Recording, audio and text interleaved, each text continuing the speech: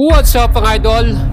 Triumph just revealed all-new triple-powered middleweight sports bike for this year 2024.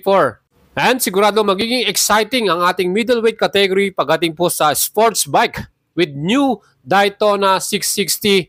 Aba mga idol, sigurado magdi-deliver to ng thrilling performance at of course, yung kanyang highest quality, capability at yung specification nito in 600cc category. Aba mga idols, yung kanyang bagong makina ay mas pinaganda pa with the Triumph distinctive 660 triple engine mga idol. At kaya niyang magbigay ng 95 PS max power at 69 Newton meters of torque. Ganong katindi dito mga idols. Siyempre pa, smooth at responsive. Plus talagang mas torquey itong ating bagong bike na to.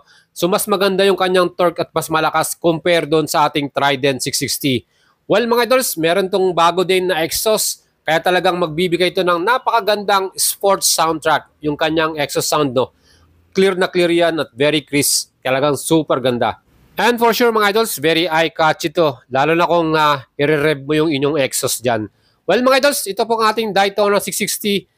Again, napakaganda rin ng kanyang high performance at high specification equipment na nilagay nila rito. Gaya po ng mga suspension natin.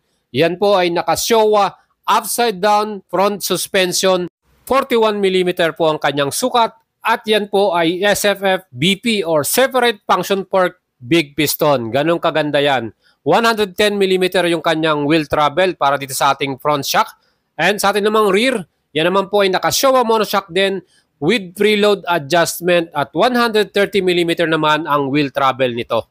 For sure mga idols, mag-enjoy yung ating rider even kahit meron tayong passenger with that high quality equipment na Showa suspension mga idol. Well mga idols, tignan naman natin ang kanyang engine and transmission. Well yung kanyang engine type, liquid cooling ito, inline 3-cylinder, 12 valves, double overhead camshaft, 240 degrees firing order yan. Kaya talagang napakaganda ng ating magiging exhaust sound. 660cc ang kanyang total displacement. At ito po ay electronic fuel injection by Triumph. At meron tong X-ring chain para sa kanyang final drive. Ang clutch naman ito meron ding equipped na assist and slipper clutch. At syempre ang ating gearbox yan po ay 6-speed transmission. Max power nito 70 kW or 95 PS at 11,250 RPM at maximum torque 69 Newton meters at 8,250 RPM. Mga idols, ang kanyang bore by stroke ay 74.04 by 51.1 mm at ang kanyang compression ratio 12.05 by 1. And syempre mga idols, pagdating sa top speed nito, alam nyo na kung saan ang magiging takbuhan natin dito.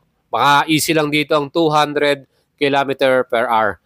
Again, itong ating bagong Daytona 660, well, pagdating po sa kanyang mismong frame, yan po ay naka-tubular steel perimeter frame. Kaya talagang matibay yan. And ang swing arm naman ito ay naka-twin-sided fabricated steel. Kaya mga idols, ito pa lamang, napaka-twinda na, di ba? Well, tignan naman natin yung kanyang stopping power. Ang front brake dito ay merong twin 310mm ang sukat na floating disc with 4-piston radial calipers ng Triumph yan. With equipped to ng ABS or anti-lock braking system. Kaya talagang solid at confident tayo sa ating stopping power. Sa ating namang rear brake, single 220mm fixed disc. Single piston naman to, sliding caliper with Triumph. At yan din po ay equipped ng ABS. So dual channel ABS po ang ating bagong Daytona 660 mga idol. And ang wheels naman ng ating Daytona 660, lightweight yan, 5-spoke cast aluminum yan. At front tire, ang sukat niyan 120/70 by 17-inch tubeless Michelin Power 6. Siguradong magandang grip niyan. At sa likod naman natin, ang sukat ng tire 180/55 by 17-inch tubeless din to.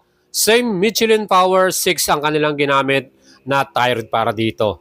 Para naman sa ating dimension and weight, ang kanyang wheelbase ay may sukat na 1,425mm. And ang wet weight ng ating motor na to, may total to na 201 kilograms or 90% fuel volume na yon. Well, para sa ating fuel tank capacity, yan naman po ay 14 liters. Ganong kadami may kakarga nating gasolina dito. Plus, ang fuel consumption nito ay 4.9 liters in 100 kilometer. And with 14 liters capacity, we can reach 300 kilometer. Kaya goods na itong ating bagong motor na to. Ang ating namang seat height may sukat na 810 mm. Plus may available na accessory to. Pwede kayong bumili ng low seat by 25 mm. Magiging 785 mm na lang. Perfect yan mga idols. May option tayo mga idols kung mababa po yung ating height, di ba? Perfect. At ito naman ating clip-on handlebars. In-optimize pa nila yan with the foot peg position. So hindi po ganong sub-sub yung ating riding position dito. Pwede tayo sa mga long rides, hindi ganong kakapagod. At the best pa dyan, multifunction TFT colored yung ating dashboard. Again mga idols, meron tong equipped na 3 riding modes, sport, road, and rain. At yan po ay naka-ride-by-wire throttle. So talagang maganda yung magiging response nito. Well, ang kagandahan din dyan, yung traction control system natin dito, pwede natin yang i-turn off using the instrument menu. At syempre, para mas maging maganda ang ating rides. Kung ano po yung prepare ninyo mga idols. And meron din tayong option na pwede natin i-connect sa ating Bluetooth connection, yung kanilang My Triumph connectivity system. So it will enable yung ating navigation, yung phone and music interaction. Dahil dyan, mas magiging enjoyable yung ating rides at mas convenient para sa atin. Ang kagandahan dito mga idols, yung ating front headlight. Same with Daytona old model mga idols, yung DNA, yung design niyan, halos kapareho with fresh attitude lang at very aggressive na rin yung kanyang stance. Ang kanyang twin LED headlight mga idols, meron din tong incorporate a central air intake. Talagang maging maganda at talagang solid itong ating bagong Daytona 660 na to mga idols. Ano pang masasabi ninyo para dito sa ating bagong sports middleweight category na to? Grabe yung color option natin dito, 3 kulay yung kanilang available.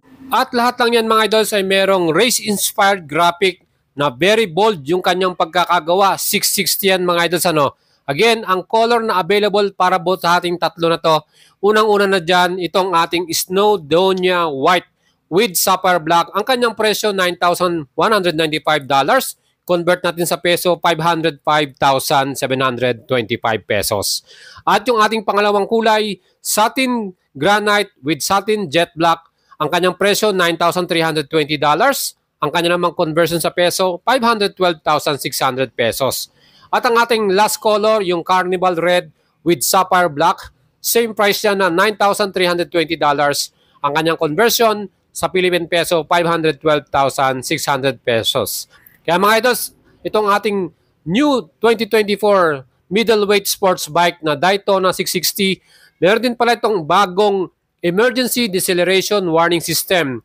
Mag-activate yan yung ating hazard light pagkat po biglaan tayong nag-heavy brake. Para siyang emergency stop signal. Yan po ang ating pinaka-latest at bagong sports bike na aabangan po natin at upcoming din sa Pilipinas. Sigurado po yan mga idols.